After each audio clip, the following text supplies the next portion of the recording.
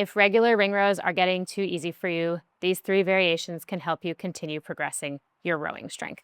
The first variation is the reverse row sit back. Here's a quick demo. I'm gonna set up as usual for my row and row up as normal. From here, this is where it changes. I sit my hips back, keeping this nice, strong scapular position, right? I don't drop down.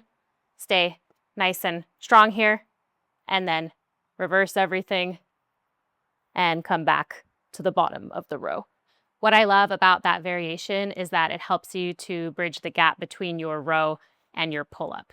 So we start with a normal row, but that sitting back motion with the hips starts to load up your shoulders and back as you would in a pull-up where your hips are aligned underneath the shoulders. So this is a great way to build into that. I have another tutorial that goes into more depth on the reverse row sit back. I will link to that in the description of this video. Next up, we have the feet elevated row. This is a great one for increasing the percentage of your body weight that you're pulling.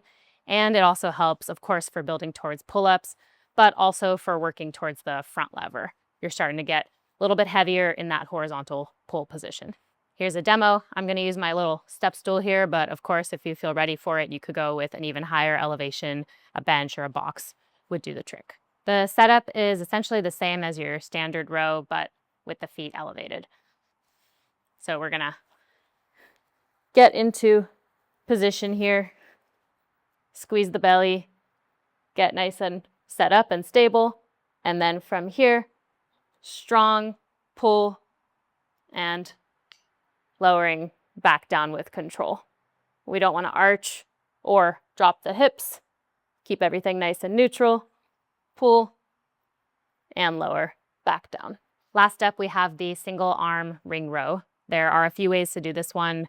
I'm going to show a variation that involves no rotation, so we're not going to open at all here. We're going to try and keep the torso and the hips nice and squared and just work through the pull. The single arm row is a great supplement to other pulling work. It'll help for imbalances between the left and right sides and generally for building up single-sided strength. Here's a demo of the single arm ring row.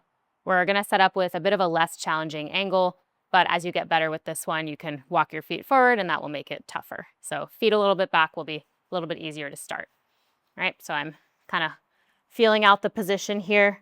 Here's my bottom position. I'm going to keep my other hand in place somewhere that I feel secure, and then I am pulling up and back down.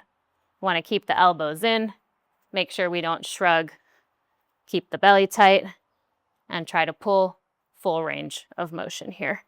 Again, we're not opening up, at least in this variation.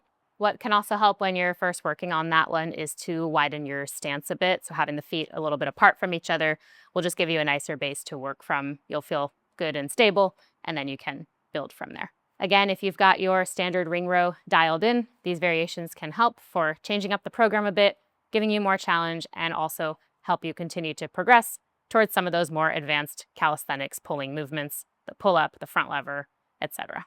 Consider incorporating these as you're planning out your next training program. And of course, let me know if you have questions. I'm happy to help you out.